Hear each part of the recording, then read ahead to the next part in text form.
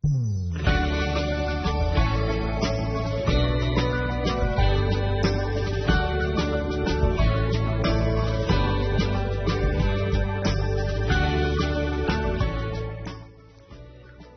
हम जो है टूथपेस्ट और टूथब्रश की बात करने वाले हैं। हाँ, केमिस्ट्री में हो सकता है यार, जरूरी थोड़ी ना, बायो का सब्जेक्ट थोड़ी ना है ये। चलो, तो पहले अपन बात करते हैं टूथपेस्ट की। घर में हमारे सब बोलते हैं कि रात को टूथपेस्ट करना चाहिए, सुबह करना चाहिए। क्यों करना चाहिए? अच्छा, आप में से कितनों ने ये जवाब ढूंढने की कोशिश की है? किसी ने सवाल पूछा है? ये जो वाई क्वेश्चन है ना, बहुत इंपॉर्टेंट होता है साइंस में, तो ये एब्सोल्युटली इंपॉर्टेंट होता है। तो टूथपेस्ट में ऐसा क्या है और टूथब्रश में ऐसा क्या है कि इनको करने से हमारे मुंह में जो है सेफ्टी रहती है? देखो, दो रीजन होते हैं। एक तो हमको सुबह सुबह फ्रेश फील करना होता है। सड़े हुए मुंह लेके अगर दिन भर काम करेंगे तो नहीं हो रहा, तो एक तो फ्रेशनेस के लिए। एक दूसरा रीजन भी है। दूसरा रीजन क्या है कि आप कोई सा भी खाना खाओ, मोस्टली हर खाने में ये कंपाउंड होता है। ये कौन सा कंपाउंड है? ये कंपाउंड है शुगर। ये शुगर का एक बेसिक कंपाउंड है, फ्रक्टोज। ठीक है। अब ये फ्रक्टोज क्या करता है कि हमारे मुंह में ऑल द टाइम बैक्टीरियाज रहते हैं। हर जगह आपको बैक्टीरिया मिलेंगे, पूरी बॉडी में, मुंह में। अब ये बैक्टीरिया क्या करते हैं? ये बैक्टीरिया इस शुगर के कंपाउंड फ्रक्टोज को कन्वर्ट कर देते हैं लैक्टिक एसिड में। तो हमारे मुंह में जब हम खाना खाते हैं तो कुछ टुकड़े उस खाने के हमारे दांतों में फंस जाते हैं, इधर उधर चिपक जाते हैं, गम्स में चिपक जाते हैं। तो वो बैक्टीरिया वहां जाके उस फूड की शुगर को एसिड में कन्वर्ट कर देते हैं। अब आयनिक इक्विलिब्रियम को याद करेंगे। जैसे ही एसिड में कन्वर्ट हुआ तो पीएच नीचे जाना शुरू हो जाएगा, और जैसे ही पीएच 5.5 से कम होता है तो यह हमारे दांतों को, मसूड़ों को कोरोड करना शुरू कर देता है। एसिड से हमारे दांत खराब हो जाते हैं। यहां पे जरूरत पड़ती है सबसे पहले टूथब्रश की। टूथब्रश क्या करता है कि जो हमारे मुंह में चिपका हुआ है उसको अब्रेसिव एक्शन से, मतलब उसको जबरदस्ती उनका पीछा कर करके हटाता है। जैसे कि हमने बहुत सारे टूथब्रश के ऐड में देखा है। ठीक है भाई, तो वो सब हम स्वेलो कर लेते हैं, हमारा काम उससे खत्म, हमारा खतरा टल गया है। पर फिर भी छोटे छोटे छोटे छोटे दाने तो हमारे मुंह में रह ही जाते हैं। अब क्या होता है कि पीएच को वापस से बैलेंस करने के लिए हम जो है टूथपेस्ट का यूज करते हैं। टूथपेस्ट में भी वैसे अब्रेसिव्स होते हैं जो कि टूथपेस्ट के साथ मिलके खाने को एक तो डिसॉल्व करने में मदद करते हैं, तो वो हम बाहर स्पिट कर देते हैं। दूसरा, टूथपेस्ट का अगर मैं पीएच लेवल की बात करूं तो वो 6.8 से लेकर 8 के बीच में होता है। अब आप सोचो, बेचारे बैक्टीरिया तो क्या करना चाह रहे हैं? बेचारे बैक्टीरिया तो पीएच को कम करना चाह रहे हैं आपका दांत सड़ाने के लिए, और टूथपेस्ट वहां पे आके जादू कर देता है, वो हमारे पीएच को कम होने ही नहीं देता, 5.5 तक जाने ही नहीं देता। तो यहां पे जो सारा खेल है वो एसिडिक और बेसिक चीजों का है। ज्यादा एसिडिक हो गया तो प्रॉब्लम है, तो हम उसको एक पर्टिकुलर बेसिक लेवल पे मेंटेन करना चाहते हैं। तो ये कौन सा कंपाउंड है? ऑर्गेनिक कंपाउंड है। तो एसिडिटी और बेसिसिटी ऑर्गेनिक कंपाउंड के लिए हमारी बहुत नेसेसिटी है। तो जो अगला चीज हम पढ़ने वाले हैं वो है एसिडिक एंड बेसिक स्ट्रेंथ। तो एसिडिक एंड बेसिक स्ट्रेंथ में सबसे पहले एसिडिटी उठा लेते हैं। क्यों? क्योंकि लैक्टिक एसिड एसिड होता है ना। तो देखो, एसिड के बारे में हमको क्या पता है कि जो एसिड है वो लिटमस पेपर को रेड टर्न करता है। तो ये क्या हो गया? Acidic strength. लिटमस पेपर डालो, अगर वो रेड टर्न हो रहा है तो जो हमारा कंपाउंड है जिस पे एनालिसिस करना है वो रेड, मतलब वो एसिड है अगर लिटमस पेपर रेड हो गया तो। ठीक है, तो आगे बढ़ते हैं। तो एसिडिक स्ट्रेंथ, एसिडिक स्ट्रेंथ का क्या मतलब होता है ये देख लेते हैं। एसिड वो होता है जो या तो हम जब उसको पानी में डालें तो वो H+ दे, जैसे कि मेरा HCl या फिर HNO3, ये सारे इनऑर्गेनिक एसिड हो गए। ठीक है, CH3COH की हम बात कर सकते हैं, ये एक ऑर्गेनिक एसिड हो गया। या फिर एक दूसरा तरीका भी है। दूसरा तरीका ये है कि वो लोन पेयर एक्सेप्ट करे, जैसे कि BF3। BF3 में क्या है? बेचारे बोरोन के आउटर शेल में सिर्फ 6 इलेक्ट्रॉन है, तो वो इलेक्ट्रॉन डेफिशिएंट स्पीशीज है, उसके मन में इलेक्ट्रॉन के लिए प्यार है। तो वो सारे कंपाउंड जो इलेक्ट्रॉन लेना चाहते हैं, इलेक्ट्रॉन एक्सेप्ट करना चाहते हैं, वो क्या कहलाते हैं? वो कहलाते हैं एसिड। ठीक है, तो ये हमारा एक बेसिक एसिड को पहचानने का तरीका हो गया। अब आगे बढ़ते हैं। तो अगर मैं एक जनरल रूल की बात करूं जो कि हम एक एसिड के लिए लिख सकते हैं, तो हमको क्या पता है कि Ha जो है वो इक्विलिब्रियम में आगे जाएगा और H+ और A- में टूटेगा। अच्छा, हमको H+ चाहिए है अगर वो एसिड है, तो इसका मतलब रिएक्शन फॉरवर्ड डायरेक्शन में जाना चाहिए। रिएक्शन फॉरवर्ड डायरेक्शन में कब जाएगा? अब ये जरा दिमाग लगाने की हम कोशिश करते हैं। HA टूट के बना H+ और A-। आपको क्या कुछ ऐसा लग रहा है कि यार A- अगर स्टेबल हो गया तो रिएक्शन ज्यादा आगे जाने की कोशिश करेगा क्योंकि जो प्रोडक्ट बन रहा है वो स्टेबल है? तो बस ये ही क्राइटेरिया होता है एसिड के स्ट्रॉन्ग या वीक होने का। उसका कॉन्जुगेट बेस, मतलब एसिड के डिसोसिएट होने के बाद जो एनायन बना, ठीक है, या फिर जो कॉन्जुगेट बेस बना, अगर वो स्टेबल हो गया तो हमारा एसिड स्ट्रॉन्ग एसिड बनता जाएगा। वैसे वैसे उसकी एसिडिटी बढ़ती जाएगी। ठीक है, तो HA गिविंग H+ + A-। यहां पे थोड़ी सी टेक्निकल टर्म मैं आपको एक और बता दूं कि H3O+ जनरली बनता है, हम कन्वीनियंस के लिए H+ लिखते हैं। तो जब H+ लिखा हो तो आप अपने आप नेचुरली अपने मन में समझ लेना कि यार H3O+ की यहां पे बात चल रही है। ठीक है, आयनिक में आप ये देख चुके हो। ठीक है भाई, तो अब हमको क्या बताया कि HA जो है वो एसिड है और A- जो है वो उसका कॉन्जुगेट बेस है। तो A- जितना स्टेबल उतना अच्छा हमारा एसिड। यहां पे इक्विलिब्रियम कांस्टेंट की हम बात कर सकते हैं। आपको पता ही है क्या होता है, K = H+ की एक्टिविटी इंटू A- की एक्टिविटी अपॉन HA। यहां पे कॉन्सेंट्रेशन को एक्टिविटी से रिप्लेस कर सकते हैं। सो concentration of H+ into concentration of A- upon concentration of HA। तो जितनी A- की ज्यादा मात्रा उतना ज्यादा Ka, उतना ज्यादा डिसोसिएशन, उतना ज्यादा अच्छा एसिड। बस Ka क्या होता है? K होता है एसिड डिसोसिएशन कांस्टेंट। ठीक है, तो हमको एक बात समझ में आई, और वो क्या बात है? वो बात ये है कि जैसे जैसे मैं इंक्रीज करूंगा स्टेबिलिटी ऑफ कॉन्जुगेट बेस, उतना ज्यादा रिएक्शन फॉरवर्ड डायरेक्शन में मूव करेगा। एक बात तो ये, तो फिर H+ का कॉन्सेंट्रेशन बढ़ेगा। दूसरी बात ये, और अगर कॉन्सेंट्रेशन ऑफ H+ बढ़ रहा है तो एसिडिक स्ट्रेंथ बढ़ेगी। हमने क्या बोला था कि एसिड वो होता है जो H+ देता है। जितना ज्यादा H+ उतनी ज्यादा एसिड की, मतलब एसिड की एसिडिटी या फिर एसिड की स्ट्रेंथ। ठीक है, आगे बढ़ते हैं। तो मैं एक जनरल रूल लिख सकता हूं। वो जनरल रूल क्या होता है? वो जनरल रूल हमने अभी तक की जितनी क्वांटिटीज देखी है सबको रिलेट करेगा। एसिडिक स्ट्रेंथ, यहां पे हम उसके पीछे पड़े हुए हैं, ये प्रोपोर्शनल है स्टेबिलिटी ऑफ कॉन्जुगेट बेस या फिर एनायन के। किसके प्रोपोर्शनल है? कॉन्जुगेट बेस या फिर एनायन की स्टेबिलिटी। ये हमने देख लिया। सिमिलरली H+ कॉन्सेंट्रेशन के प्रोपोर्शनल है, पीएच के इनवर्सली प्रोपोर्शनल है। आयनिक इक्विलिब्रियम को याद करो, जितना ज्यादा पीएच होता था एसिडिक स्ट्रेंथ उतनी कम होती थी। HCl स्ट्रॉन्ग एसिड होता है, इसका पीएच जो है वो अप्रोक्सीमेटली 1 के आसपास होता है। ठीक है, वाटर H2O न्यूट्रल होता है तो इसका पीएच 7। जितना कम पीएच उतना स्ट्रॉन्ग एसिड। के डिसोसिएशन कांस्टेंट, जितना ज्यादा आगे जाएगा उतना ज्यादा H+ बन रहा है, मतलब तो ये इसके प्रोपोर्शनल हो गया। और 1/pK पीएच जैसी क्वांटिटी होती है तो उसके इनवर्सली प्रोपोर्शनल हो गया। तो हमने यहां पे क्या देखा? हमने देखा कि यार HCl जो पानी में है वो टूटेगा, H+ बनाएगा, Cl- बनाएगा, तो यहां पे एनायन बन रहा है। ऐसे अगर मान लो मैंने CH3COH को पानी में डाला तो वो क्या करेगा? CH3CO- plus H+। तो यहां पे हमारे को जो फोकस करना है वो फोकस करना है कॉन्जुगेट बेस पे। ये मेरा एसिड, ये मेरा कॉन्जुगेट बेस। कॉन्जुगेट बेस को मैं शॉर्ट में अब से CB लिखूंगा। ठीक है, कॉन्जुगेट बेस मेरा बना। तो अगर मैं CH3CO- पे फोकस करूं, C+O, तो मेरा जो एनायन बन रहा है उस पे ऑलरेडी इलेक्ट्रॉन की डेंसिटी ज्यादा है। हमने क्या देखा था? हमने ये देखा था कि अगर चार्ज न्यूट्रलाइज होता है तो स्टेबिलिटी बढ़ती है, और हमको यहां पे उसको अच्छा एसिड बनाने के लिए कॉन्जुगेट बेस की स्टेबिलिटी को बढ़ाना है, तो चार्ज को न्यूट्रलाइज करना पड़ेगा। और चार्ज को अगर हमको न्यूट्रलाइज करना है तो हमको ये जो हमारा कॉन्जुगेट बेस बना है इसके साथ एक ऐसा ग्रुप अटैच करना पड़ेगा जो कि इलेक्ट्रॉन्स को अपनी तरफ लेना चाहता है। और वो ग्रुप कौन से होते हैं? जो कि इलेक्ट्रॉन से प्यार करते हैं। वो ग्रुप होते हैं -I वाले ग्रुप। तो अगर मैं एक रूल लिखूं यहां पे, तो एसिडिक स्ट्रेंथ प्रोपोर्शनल हो जाएगी -I इफेक्ट के, या फिर इनवर्सली प्रोपोर्शनल हो जाएगी +I इफेक्ट के। -I वाला ग्रुप इलेक्ट्रॉन को क्या करेगा? ले लेगा। तो कॉन्जुगेट बेस स्टेबल हो गया क्योंकि चार्ज न्यूट्रलाइज हो रहा है। +I इफेक्ट उल्टा काम करेगा, भेजेगा और इलेक्ट्रॉन्स को कि जाओ जाओ जाओ, तो वो और डिस्टेबलाइज करेगा, और ये कॉन्जुगेट बेस को पसंद नहीं आएगा। बेस्ट तरीका समझने का एग्जाम्पल से, तो चलो एग्जाम्पल कर लेते हैं।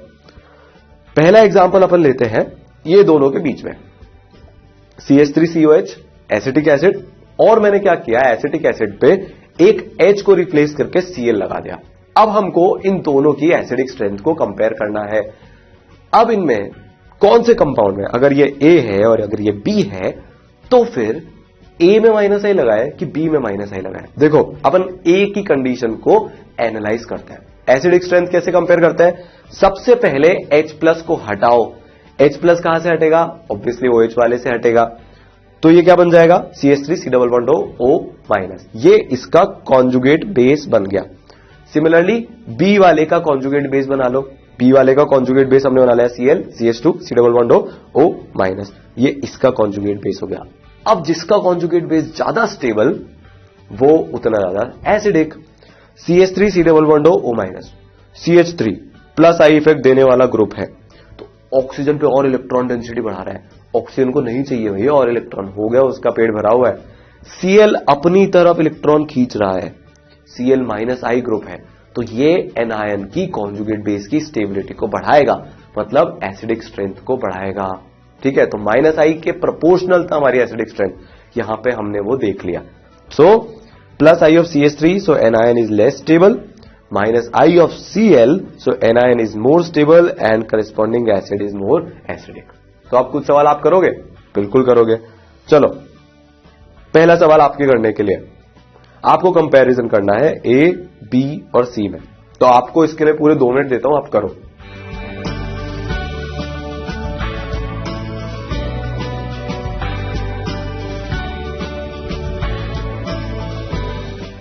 हाँ, तो मोस्टली लोगों से सही हो ही गया होगा अगर उन्होंने रूल ध्यान रखा होगा माइनस आई और प्लस आई वाला। अब देखो सबसे पहली चीज क्या करनी होती है एसिडिक स्ट्रेंथ कंपेयर करते टाइम? H प्लस हटाओ और करस्पॉन्डिंग कॉन्जुगेट बेस बनाओ। बनाया आपने? नहीं बनाया तो फिर गलत होगा, फिर मेरे से मत बोलना। तो बना लेते हैं। H प्लस हटाया कॉन्जुगेट बेस बना, H प्लस हटाया बेस बना वापस से कॉन्जुगेट बेस बना। अब अपन कंपेयर करते हैं। अब इसमें क्या है कि जो माइनस आई ग्रुप है वो सेम है। हमने एक रूल पढ़ा था पिछली बार, DNP रूल। डोमिनेंट फैक्टर सबसे ज्यादा होता है डिस्टेंस। DNP में D होता है डिस्टेंस, N होता है नंबर ऑफ ग्रुप्स, रिवीजन हो रहा है यहां पे, याद करेंगे, और P होता है पावर। यहां पे ग्रुप सेम है और नंबर ऑफ ग्रुप्स भी सेम है। वैसे भी डिस्टेंस सबसे ज्यादा डोमिनेटिंग फैक्टर होता है। इसमें NO2 सबसे पास है ऑक्सीजन के, O माइनस जो बना उसके सबसे पास NO2 A केस में, फिर उसके बाद B में, फिर उसके बाद C में। तो सबसे ज्यादा स्टेबल कौन होगा? एनायन या फिर कॉन्जुगेट बेस, वो वाला जिसमें सबसे पास NO2 है। क्यों? क्योंकि NO2 हमारा माइनस आई इफेक्ट शो करने वाला ग्रुप है। तो सबसे ज्यादा स्टेबल कौन हो जाएगा? A, कॉन्जुगेट बेस की बात हो रही है यहां पे, फिर B, फिर C। तो एसिडिक स्ट्रेंथ भी वही होगी जो कॉन्जुगेट बेस की स्टेबिलिटी का ऑर्डर है। सो A more than B more than C। तो हमारा आंसर क्या हो गया कि A more stable then B, मतलब मोर एसिडिक देन B, और B more acidic then C। तो A, B, C।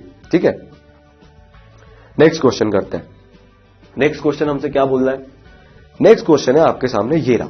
ठीक है, इसको भी आप सॉल्व करो, पर इसके लिए आपके पास 2 मिनट नहीं है, अब आपको टेक्निक आ गई है। सिर्फ 1 मिनट में आपको ये सॉल्व करना है। फटाफट फटाफट जल्दी कर लो।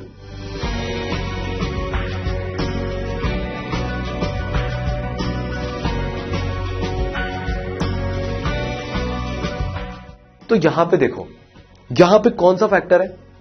पहले अपन कॉन्जुगेट बेस बनाएंगे, तीनों के अपन ने कॉन्जुगेट बेस बना लिए। कौन सा फैक्टर यहां पे वर्क कर रहा है? O माइनस जो है sp3 कार्बन, sp3 कार्बन, यहां पे sp3 sp carbon, sp2 sorry ये तो sp3 है और ये वाला sp2 कार्बन। तो जो O माइनस को स्टेबल करने के लिए अगर मैं इसको नाम दूं A, B और C, तो O माइनस को स्टेबल करने के लिए B में तो साक्षात sp ग्रुप बैठा है। sp ग्रुप की इलेक्ट्रोनेगेटिविटी बहुत होती है। क्यों? क्योंकि sp कार्बन है, परसेंटेज s कैरेक्टर ज्यादा है, बेंड्स रूल बहुत बार पढ़ चुके हैं। तो सबसे ज्यादा स्टेबल कौन हो जाएगा? जिसमें ट्रिपल बॉन्ड वाला ग्रुप लगा हुआ है, क्योंकि वो माइनस आई सबसे स्ट्रॉन्ग शो करता है इन तीनों A, B और C केस में। फिर कौन हो जाएगा? sp2 वाला हो जाएगा, और सबसे कम कौन हो जाएगा? sp3। तो सबसे ज्यादा कॉन्जुगेट बेस स्टेबल B का, फिर C का, फिर A का। तो एसिडिक स्ट्रेंथ का ऑर्डर देगा B more than C more than A। Done. ठीक है, तो चलो एक और इंटरेस्टिंग क्वेश्चन करते हैं। अब अगर मैं आपसे ये जो मैंने आपको 4 कंपाउंड दिए हैं इनकी एसिडिक स्ट्रेंथ का ऑर्डर पूछूंगा तो आप मेरे को क्या जवाब दोगे? सोचो जरा। चलो अपन इसको सोचने की कोशिश करते हैं। सबसे पहले तो अपन का प्रोसीजर सेट है। अपन क्या करेंगे, कॉन्जुगेट बेस बना लेंगे। ठीक है,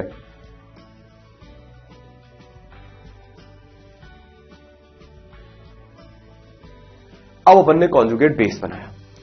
स्टैंडर्ड प्रोसीजर क्या कहता है, जितना ज्यादा कॉन्जुगेट बेस स्टेबल उतना ही अच्छा क्या बनने वाला है, उतना ही अच्छा एसिड बनने वाला है। अब आपको क्या दिख रहा है, F की इलेक्ट्रोनेगेटिविटी सबसे ज्यादा, फिर O की, फिर N की, फिर C की।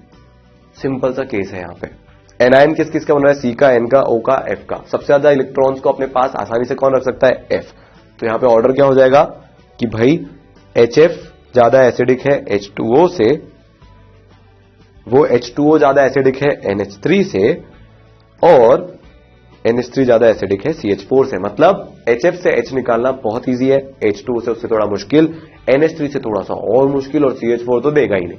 ठीक है, बहुत मुश्किल लगेगी, दे तो सब देते हैं, आप गर्म कर दो देना सब शुरू हो जाएगा। पर अगर मैं स्टैंडर्ड कंडीशंस की बात करूं, रूम टेम्परेचर की बात करूं, तो ये वाला ऑर्डर आने वाला है। तो ये एक बात हुई। अब अपन थोड़ा सा आगे बढ़ते हैं और अगला एग्जाम्पल करते हैं अपन। अभी मैंने क्या किया था, कार्बन, नाइट्रोजन, ऑक्सीजन और फ्लोरीन एक ही पीरियड के सब भाई बंधु है, तो साइज सिमिलर है, साइज का कोई फैक्टर नहीं था। अब साइज का फैक्टर लगा के देखते हैं। H2O, H2S, H2Se, H2Te, group 16 के एक परिवार के लोग आ गए। अब H2O, H2S, H2Se, H2Te। कोई भी एसिड क्या काम करता है, H+ देने का काम करता है। ठीक है, वापिस से हम क्या बना के देख लेंगे, वापिस से हम बना के देख लेंगे कॉन्जुगेट बेस। तो अगर मैं H2O का कॉन्जुगेट बेस बनाऊंगा तो मेरे पास बनेगा OH-, H2S का बनाऊंगा तो SH-, H2Se का बनाऊंगा तो मेरे पास बनेगा HSE- और H2Te का बनाऊंगा तो मेरे पास क्या बनेगा, HTE-। ठीक है, अब आप देखो ये ऑक्सीजन पे माइनस चार्ज है, सल्फर पे माइनस चार्ज है, Fe पे माइनस चार्ज है और Te पे माइनस चार्ज है। अब यहां पे क्या होता है कि क्योंकि ऑक्सीजन की साइज छोटी है और उस पर मैंने एक माइनस चार्ज दे दिया है, तो मैंने छोटे एटम पे बहुत चार्ज दे दिया है। इलेक्ट्रॉन्स हैं, पास पास आते हैं तो क्या करते हैं, रिपेल करते हैं, थोड़ा सा वो मुश्किल पैदा करते हैं। पर ऑक्सीजन क्योंकि इतना इलेक्ट्रोनेगेटिव है तो वो फिर भी H2 में थोड़ा बहुत अच्छे से कुछ कुछ कर सकता है। अब अपन SH- पे आते हैं। SH- साइज बढ़ चुकी है, आउटर शेल में इलेक्ट्रॉन्स पर जितने OH- में थे उतने ही हैं, तो यहां पे एक H निकाल के माइनस देना इजियर हो जाता है। HSE- और साइज बढ़ चुकी है, तो माइनस चार्ज को रहने के लिए और ज्यादा जगह, मतलब रिपल्शंस और कम, तो स्टेबिलिटी और ज्यादा। H2Te से HT- बना, T- और ज्यादा साइज बढ़ गई है। ग्रुप में हम नीचे जाते जा रहे हैं, साइज बढ़ती जा रही है, तो माइनस चार्ज के रहने के लिए और ज्यादा जगह, रिपल्शंस कम, स्टेबिलिटी और ज्यादा। तो जब हमको एसिडिक स्ट्रेंथ कंपेयर करनी होती है और जब हम डाउन द ग्रुप जा रहे हैं या फिर कभी भी, तो साइज डोमिनेंट फैक्टर होता है। तो अगर यहां पे मैं आंसर बताऊं आपको, तो 2p, 3p, 4p, 5p ये इसमें से जो है अपना इलेक्ट्रॉन लूज कर रहा है, तो यहां पे जो ऑर्डर आ जाएगा वो आ जाएगा 1 <2 <3 3 4। 1 H2O है, 2 H2S है, 3 H2Se है और 4 H2Te है। तो यहां पे ये ऑर्डर आया।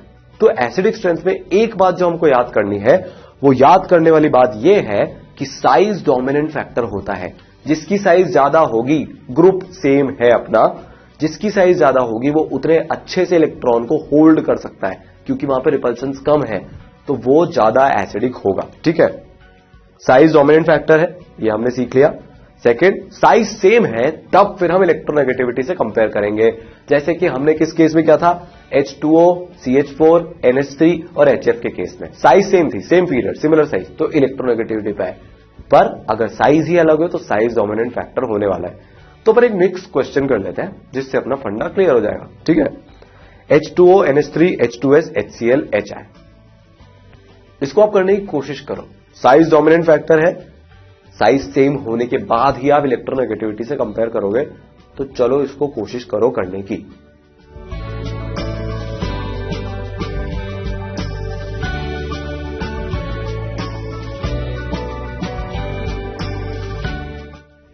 तो चलो इसको सबसे पहले हम साइज के हिसाब से, साइज के ब्रैकेट में जमाते हैं। HI सबसे बड़ा, ठीक है, HCl, H2S थर्ड पीरियड के लोग हैं, सिमिलर साइज, तो HCl और H2S के बीच में जो कंपैरिजन होगा वो इलेक्ट्रोनेगेटिविटी से होगा, इन दोनों के बीच में, ठीक है। पर HI सबसे ज्यादा हो जाएगा क्योंकि उसकी साइज बहुत बड़ी है, ठीक है। तो सबसे ऊपर तो हमारा HI आ गया, हमारा फंडा क्लियर। अब H2S HCl का हम इलेक्ट्रोनेगेटिविटी से कंपेयर करेंगे। अब H2S और HCl की जो एसिडिक स्ट्रेंथ है वो H2O और NH3 से ज्यादा होने वाली है। क्यों? क्योंकि फिर से साइज का फंडा आ गया। तो यहां पे भी साइज, जहां पे मैंने ये दीवार बना दी, ये साइज की दीवार है, तो सबसे पहला कंपैरिजन हम साइज से करेंगे। वापिस से बेचारे H2 NH3 सेकंड पीरियड के लोग हैं, तो इनका हम कंपैरिजन इलेक्ट्रोनेगेटिविटी से करेंगे। तो आंख बंद करके हम सबसे ऊपर HI को बिठा देंगे एसिडिक स्ट्रेंथ में। अब कंपेयर करते हैं HCl और H2S में। Cl माइनस बनेगा और HS माइनस बनेगा। ज्यादा इलेक्ट्रोनेगेटिविटी इसकी क्लोरीन की, वो पीरियोडिक टेबल में राइट हैंड साइड की तरफ है एज कंपेयर टू S, तो वो ज्यादा एसिडिक होगा, तो HCl आ जाएगा, फिर H2S आएगा। फिर से कंपेयर करना है H2 NH3 में, पहले ही कर चुके हैं। ज्यादा इलेक्ट्रोनेगेटिव है H2O, मतलब ऑक्सीजन ज्यादा इलेक्ट्रोनेगेटिव है, तो OH माइनस ज्यादा होगा। फिर सबसे एंड में आ जाएगा NH3। तो ये एक इंपॉर्टेंट पॉइंट है, पहले साइज फिर इलेक्ट्रोनेगेटिविटी। तो ये आपका एसिडिक स्ट्रेंथ, जो कि हम इंडक्टिव इफेक्ट से निकाल सकते हैं, होता है समाप्त। अब अपन चलते हैं बेसिक स्ट्रेंथ पे। अच्छा, तो एक बेस जो होता है वो लिटमस पेपर के साथ कैसा व्यवहार करता है? वो लिटमस पेपर को नीला कर देता है।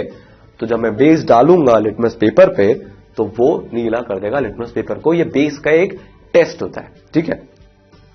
अब देखो, एक बेस क्या होता है ये हमको पता है, ठीक है, ये हमने देखा हुआ है। बेस वो होता है जो या तो अपना इलेक्ट्रॉन पेयर क्या करे भाई, डोनेट कर दे, या फिर दूसरा एक तरीका ये हुआ कि जो H+ है उसको एक्सेप्ट कर ले।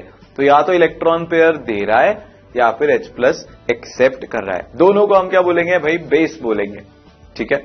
तो देखो, इसके लिए मैं क्या लिख सकता हूं, इसके लिए मैं ये लिख सकता हूं कि भाई जो मेरी बेसिक स्ट्रेंथ है वो किसके प्रोपोर्शनल हो जाएगी, +I इफेक्ट। क्यों? क्योंकि जो +I वाले ग्रुप है वो अपने इलेक्ट्रॉन को सामने वाले को देना पसंद करते हैं वाया इंडक्टिव इफेक्ट। मतलब वो किसी बेस के ऊपर क्या कर रहे हैं, इलेक्ट्रॉन की डेंसिटी को बढ़ा रहे हैं। मतलब जिसके ऊपर अब इलेक्ट्रॉन डेंसिटी बढ़ गई उसके लिए अपने इलेक्ट्रॉन को डोनेट करना आसान हो जाएगा। और बेस क्या होता है, वो जो अपने इलेक्ट्रॉन को डोनेट करता है। जब अभी हम एग्जांपल करेंगे तो आपको समझ में आएगी बात। Proportional to 1/- I effect. -I effect मतलब इलेक्ट्रॉन अपनी तरफ खींचने वाले ग्रुप, किसके थ्रू, सिग्मा बॉन्ड के थ्रू। इसका मतलब अगर इसने किसी भी हमारे एक बेस से इलेक्ट्रॉन अपनी तरफ खींच लिए तो फिर वो बेचारा बेस की डोनेटिंग कैपेसिटी क्या हो जाएगी, कम हो जाएगी। कम हो जाएगी तो उसकी बेसिक स्ट्रेंथ क्या हो जाएगी, कम हो जाएगी, ठीक है। प्रोपोर्शनल टू इलेक्ट्रॉन डेंसिटी, जितनी ज्यादा इलेक्ट्रॉन डेंसिटी होगी उतना अच्छा हमारा बेस होगा, उतनी अच्छी हमारी बेसिक स्ट्रेंथ होगी। और ये पीएच के भी प्रोपोर्शनल है, जितनी ज्यादा बेसिक स्ट्रेंथ बढ़ेगी मतलब पीएच बढ़ेगा, ठीक है। तो ये यहां पे सबसे इंपॉर्टेंट पॉइंट है, ये अगर आपको ध्यान है तो आप आराम से सॉल्व कर सकते हो, ठीक है। तो basic strength proportional to +I effect, inversely proportional to -I effect, proportional to electron density, proportional to pH. अब इसके एग्जांपल करते हैं तो आपको समझ में आएगा। पहला एग्जांपल अपन करेंगे किसका, पहला एग्जांपल अपन करेंगे OH ग्रुप जब लगा हो उसका, ठीक है। सबसे पहली बात तो कि सर ये OH ग्रुप बेस कैसे हो सकता है। अरे भाई यहां पे क्या है, लोन पेयर है, मतलब इसके ऊपर क्या है, इलेक्ट्रॉन की डेंसिटी है, किसके ऊपर, ऑक्सीजन के ऊपर। तो वो क्या कर सकता है, अपने इलेक्ट्रॉन डोनेट कर सकता है। अब यहां पे क्वेश्चन ये है कि सबसे अच्छे इलेक्ट्रॉन डोनेट करने की कैपेसिटी किस में है, सबसे ज्यादा कौन अपने इलेक्ट्रॉन्स को डोनेट कर सकता है। देखो, अगर हम डोनेशन की बात करें तो एक अमीर आदमी ज्यादा डोनेशन कर सकता है कि गरीब आदमी। जब आप कॉलेज में जाओगे ना तब आपको ये समझ में आएगा भैया, कॉलेज में क्या होता है ना, कभी पैसे नहीं होते हैं तो वहां पे डोनेशन वगैरह की नहीं सूझती है। पर जब आपके पास पैसे आ जाएंगे तो फिर आपकी डोनेटिंग कैपेसिटी क्या हो जाएगी, बढ़ जाएगी। तब आप जो इतने प्रिविलेज लोग नहीं हैं आप उनकी मदद कर पाओगे, उनकी मदद करनी भी चाहिए, पूरे मन से उनकी मदद करनी चाहिए, ठीक है। सेम हमारा यहां पे बेसिक स्ट्रेंथ के केस में, जिसके पास भी इलेक्ट्रॉन डेंसिटी ज्यादा होगी, हमने अभी की पॉइंट देखा था हमारा, इलेक्ट्रॉन डेंसिटी बढ़ेगी तो बेसिक स्ट्रेंथ भी बढ़ेगी। अब देखो, यहां पे ये एक प्लस आई ग्रुप लगा है, ये दूसरा प्लस आई ग्रुप लगा है, ये तीसरा प्लस आई ग्रुप लगा है। मतलब ये वाला जो ऑक्सीजन है ये बहुत ही अमीर ऑक्सीजन है, इसके पास इलेक्ट्रॉन डेंसिटी बहुत ही ज्यादा है। इसका मतलब ये अपने इलेक्ट्रॉन को डोनेट करना इसके लिए इजी होगा because of higher electron density. यहां पे सिर्फ 2 प्लस आई ग्रुप हैं और यहां पे सिर्फ एक प्लस आई ग्रुप लगा हुआ है। ठीक है, तो यहां पे ऑर्डर क्या हो जाएगा? ऑर्डर हो जाएगा ये। किसका ऑर्डर है? ये बेसिक स्ट्रेंथ का ऑर्डर है। समझ में आई बात? ठीक है, अगला हम अब ऑक्सीजन की जगह क्या ले आते हैं? नाइट्रोजन ले आते हैं। तो नाइट्रोजन हमारे पास हो गया, नाइट्रोजन के पास भी लोन पेयर है डोनेट करने के लिए। अब देखो यहां पे सीन क्या बन रहा है। इस नाइट्रोजन के पास वाले कार्बन पे एक कार्बन लगा हुआ है और 2 हाइड्रोजन लगे हुए हैं। ठीक है, इस वाले नाइट्रोजन के बाजू वाले कार्बन पे ये ग्रुप लगा हुआ है। सिमिलरली थर्ड केस में NO2 लगा हुआ है। अब आपको तो पता ही है कि जो फ्लोरीन है उसको इलेक्ट्रॉन से काफी प्यार होता है। जो NO2 है उसका इलेक्ट्रॉन का प्यार तो लेजेंडरी है, वो फ्लोरीन के इलेक्ट्रॉन के प्यार से भी ज्यादा होता है, बहुत ज्यादा होता है। इसका मतलब ये क्या करेंगे कि इस फ्लोरीन जिस कार्बन से अटैच्ड है वो उस कार्बन को जाके हड़काएगा कि मेरे को इलेक्ट्रॉन की जरूरत हो तो इलेक्ट्रॉन दे। तो इलेक्ट्रॉन इस वाली बॉन्ड की फ्लोरीन वाले बॉन्ड की तरफ शिफ्ट होंगे। तो इस कार्बन पे क्या आ गया भाई? Delta positive. इस कार्बन पे डेल्टा पॉजिटिव आ गया तो अब ये नाइट्रोजन के साथ थोड़ा सा अच्छे से पेश नहीं आएगा। ये नाइट्रोजन से क्या बोलेगा? देखो नाइट्रोजन भैया, मेरे पास है डेल्टा पॉजिटिव, इलेक्ट्रॉन की कमी हो चुकी है भयंकर वाली, फ्लोरीन लगा हुआ है यार, इलेक्ट्रॉन खींच रहा है। तो अब सॉरी रहेगा, जो ये आपका लोन पेयर है इसके आपके ऊपर जो इलेक्ट्रॉन डेंसिटी है कार्बन अपनी तरफ पुश करेगा ताकि उसके ऊपर जो डेल्टा प्लस है वो उसको क्या कर पाए? थोड़ा सा नलिफाई कर पाए। तो इसीलिए अगर मैं बोलूं इसको 1, इसको मैं बोलूं 2, इसको मैं बोलूं 3, तो देखो 2 वाला जो नाइट्रोजन है उसकी डोनेटिंग कैपेसिटी 1 वाले नाइट्रोजन से कम है क्योंकि फ्लोरीन ने यहां पे -I लगा रखा है। ये वाला ग्रुप कौन सा ग्रुप हो गया? ये प्लस आई ग्रुप हो गया। ये तो इलेक्ट्रॉन डोनेट कर रहा है। तो ये फर्स्ट वाला जो नाइट्रोजन है बहुत ही अच्छे से अपने इलेक्ट्रॉन डोनेट कर सकता है। क्यों? क्योंकि इस पे इलेक्ट्रॉन डेंसिटी बढ़ चुकी है because of a plus I group present here.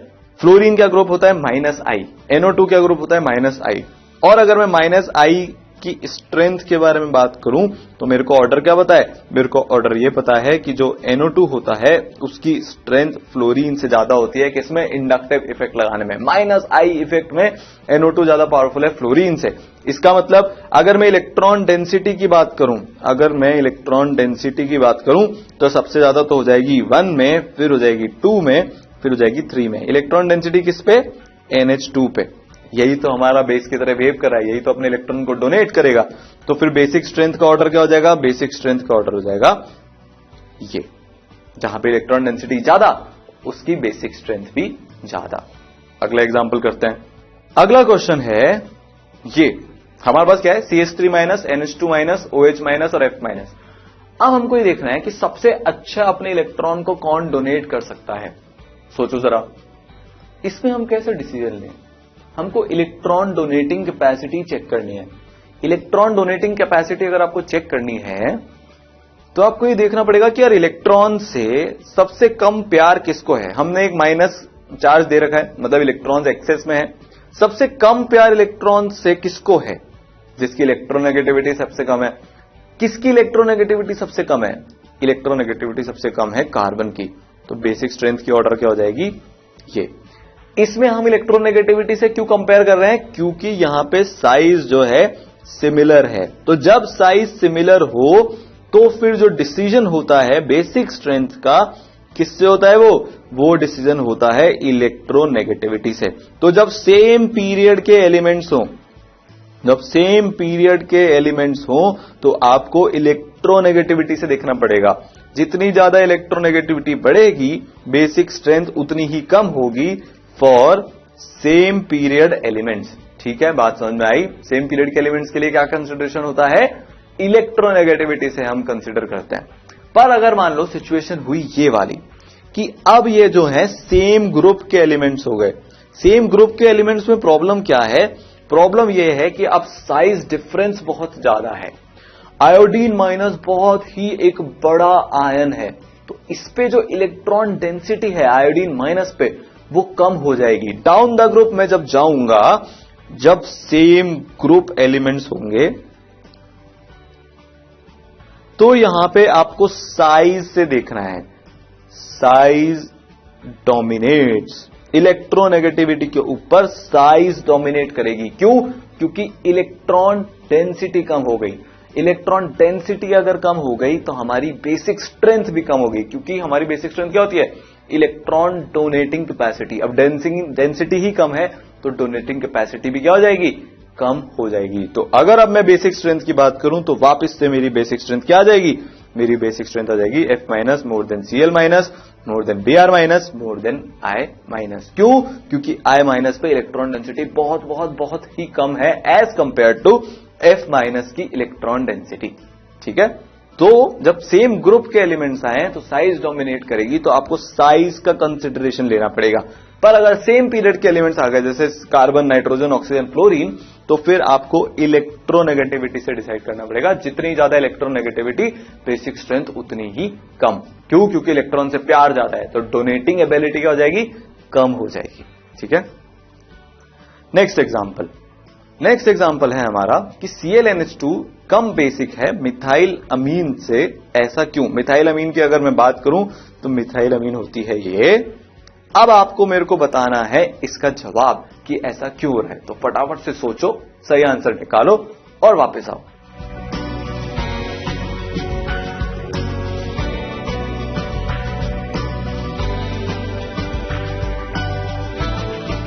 हाँ तो भाई हमको क्या देखना है? Electron donating capacity. Cl कौन सा ग्रुप होता है? -I। CH3 कौन सा ग्रुप होता है? +I। आंसर आपको दिख गया। मिथाइल अमीन में तो एक +I ग्रुप है जो कि उसकी डोनेटिंग कैपेसिटी को बढ़ा रहा है, और ClNH2 में -I ग्रुप लगा है नाइट्रोजन पे जो कि उसकी डोनेटिंग कैपेसिटी को कम कर रहा है। तो हमारा आंसर क्या हो जाएगा? Due to -I effect of Cl group जो है मिथाइल अमीन ज्यादा बेसिक है किससे? ClNH2 से। ठीक है, अगला सवाल। नेक्स्ट क्वेश्चन है कि कौन सा सबसे ज्यादा एसिडिक कंपाउंड है? ये या ये या ये या ये, मतलब A या B या C या D। मेरे को फटाफट से इसका भी आंसर दो, करके बताओ।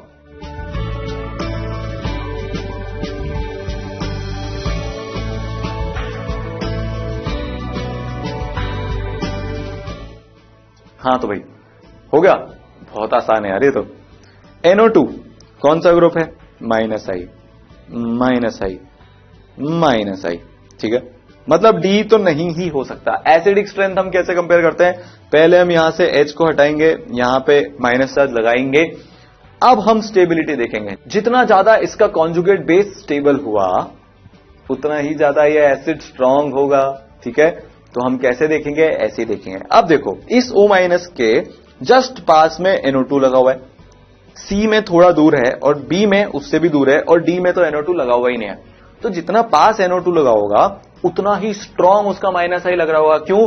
क्योंकि जो -I है वो डिस्टेंस डिपेंडेंट फिनोमेना है। जितना दूर में मेरे कंसर्न ग्रुप से दूर जाता जाऊंगा -I इफेक्ट उतना ही कम होता जाएगा। ठीक है, तो सबसे पावरफुल एसिड कौन सा होगा? सबसे अच्छा एसिड कौन होगा? सबसे अच्छा एसिड होगा A। तो हमारा आंसर क्या हो गया? हमारा आंसर हो गया A। ठीक है, तो सॉल्यूशन हो गया A। अगला क्वेश्चन करते हैं। अगला क्वेश्चन हमसे पूछ रहा है कि सबसे बेसिक कौन सा है अमंग द फॉलोइंग। आपके पास है CH3NH2, CH3CH2NH2, NH3 and CH3 whole twice CHNH2।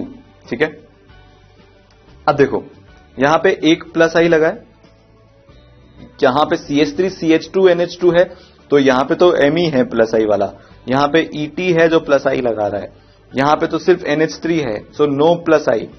इसकी मदद करने के लिए कोई भी +I ग्रुप नहीं है। और यहां पे CH3 होल ट्वाइस CHNH2, तो ये जो है सबसे अच्छा +I लगाएगा इन गिवन कंपाउंड्स में। तो अगर सबसे अच्छा +I लगाएगा तो जो इलेक्ट्रॉन डेंसिटी है इस वाले नाइट्रोजन पे वो सबसे अच्छी होगी D के केस में। तो हमारा सबसे बेसिक कंपाउंड कौन सा हो जाएगा? हमारा सबसे बेसिक कंपाउंड हो जाएगा D।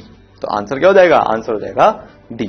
ठीक है, अगला वापस से हमसे यही पूछा है कि सबसे ज्यादा बेसिसिटी किसकी होगी। यहां पे ऑर्डर पूछा है हमसे, actually correct order of basicity of the following amines is. तो इस क्वेश्चन को आप सॉल्व करो, फिर अपन इसको मिलकर सॉल्व करते हैं।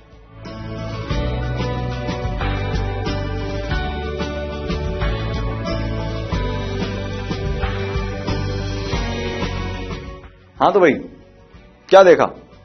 ये ET प्लस आई ग्रुप पूरी की पूरी रिंग प्लस आई लगा रही है, 6 मेंबर्ड रिंग, पर यहां पे जो प्लस आई ग्रुप है वो सिर्फ एक है, ये वाला ग्रुप, ठीक है। तो इसका जो प्लस आई है हमारे साइक्लोहेक्सेन का, वो ET के प्लस आई से तो ज्यादा होगा। हमको ये बात समझ में आई। यहां पे 3 प्लस आई है, एक ये और एक ये वाला पार्ट, मतलब एक तो ये वाला पार्ट, एक हमारा ये वाला पार्ट और एक हमारा CH3।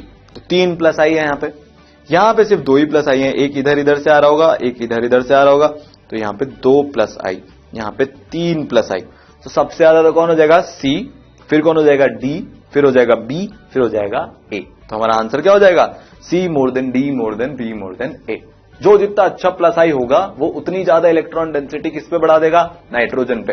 जितनी ज्यादा इलेक्ट्रॉन डेंसिटी नाइट्रोजन पे बढ़ेगी उतनी ज्यादा उसकी बेसिक स्ट्रेंथ बढ़ेगी, बेसिक स्ट्रेंथ बढ़ेगी तो वो उतना अच्छा बेस होगा। तो हमने करेक्ट ऑर्डर ऑफ बेसिसिटी निकाल लिया इन अमीन्स का, ठीक है। अगला क्वेश्चन है, अब हमसे एसिडिक स्ट्रेंथ का ऑर्डर पूछा जा रहा है भाई, ठीक है। तो आपके सामने ऑप्शंस हैं, ये पेश किए जाएं, पेश कर दिए गए। CH3COH, ClCH2COH, Cl2CHCOH और Cl3CCOOH।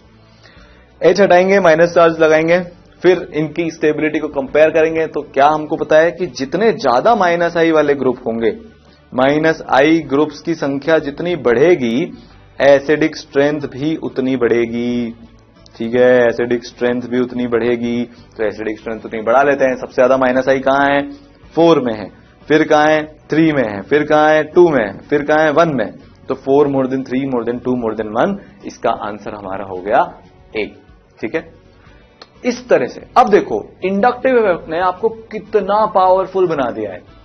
बिना हमारे को Ka का मतलब एसिड डिसोसिएशन कांस्टेंट का डेटा पता चले या basic dissociation constant, base dissociation constant का डेटा पता चले, हम पीएच की बातें ऐसे कर सकते हैं कि भाई कौन कितना एसिडिक, कौन कितना बेसिक। तो क्वालिटेटिवली जस्ट कंपाउंड को देख के ही आप उसके पीएच के ऑर्डर के बारे में बात कर सकते हो, जस्ट बिकॉज आपको इंडक्टिव इफेक्ट की नॉलेज है। तो ये बहुत ही पावरफुल कॉन्सेप्ट है।